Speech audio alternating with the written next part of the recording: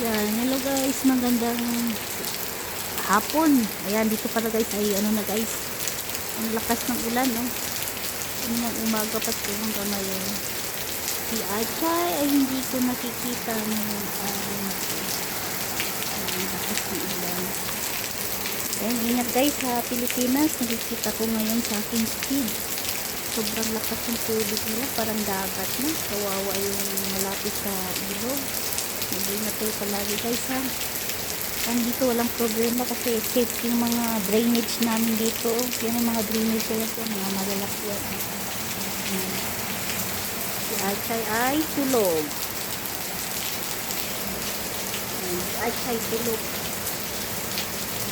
I don't wanna talk about it. Kahapon pa ko walang upload pati hanggang ngayon. So kailangan ko na mag-upload yun. Ay, basa ako guys.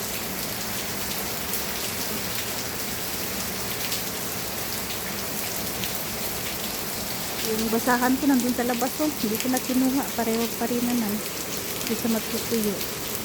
Hindi nyo ngayon makikita si Achay nasa loob ng bahay. Lakas-lakas. Masarap na matulog guys. Patapos naman kumain ng dinner ay papasok na sa kwarto. Pag-iisa kami lahat sa kwarto. Ayan.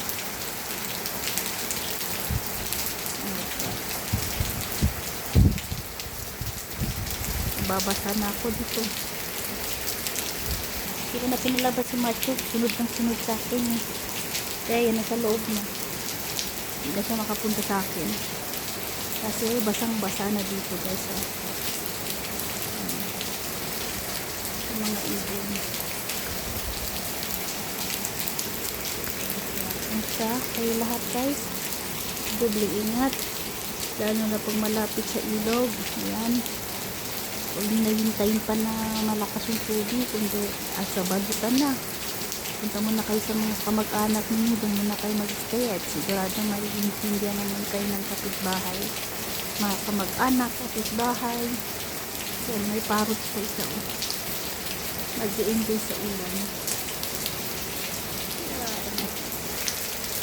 Sige tayo. Gawin ko lang sa 3 minutes guys. Siyempre. Para makakaroon tayo ng upload.